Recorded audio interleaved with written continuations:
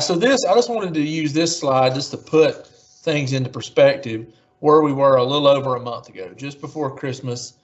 You can see, this the averaging 124 cases a day, 9% positivity, and then you look at the deaths, how we've had 68 deaths in just a little over a month. So that is, yeah, quite a drastic increase there. Well, I mean, we were at, pulling numbers up, we were at around, I believe it was 8,000 cases for the peak that I reported last week. This week it's in the 4,000s, 4,300. I think it's going to level back off because, and I may be wrong, I just know that week, just with a lot of report with the weather and things like that, the week of the 16th,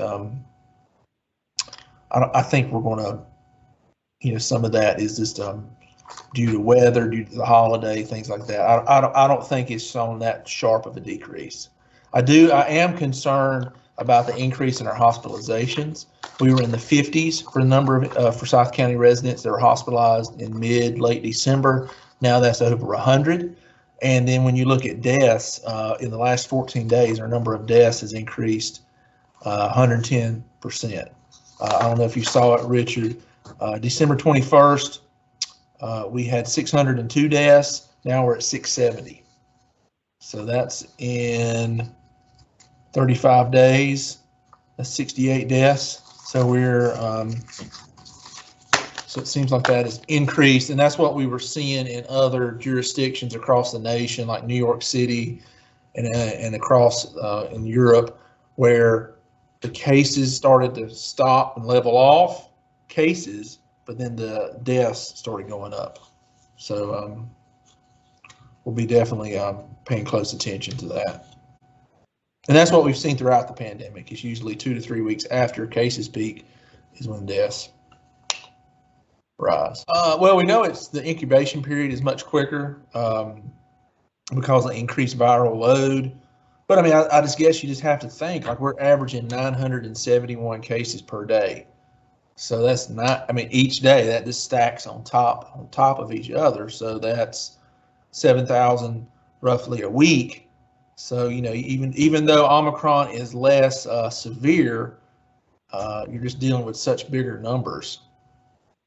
I do know that we have seen some people that were previously vaccinated, like had their first 2 doses early on, almost a year ago, and they were also immunocompromised. That for some reason they hadn't got a booster or 3rd dose. That's been very rare. I know, you could talk. The hospitals would have that specific information as far as how many people are in their ICU, how many people are in the hospital. It's still very rare for someone to be vaccinated and go to the hospital and go to the ICU. And obviously it can happen, and it has happened. But primarily now we are seeing in our cases. I mean, we are seeing a lot of breakthrough cases. As I said last week, it was around 35% or breakthrough.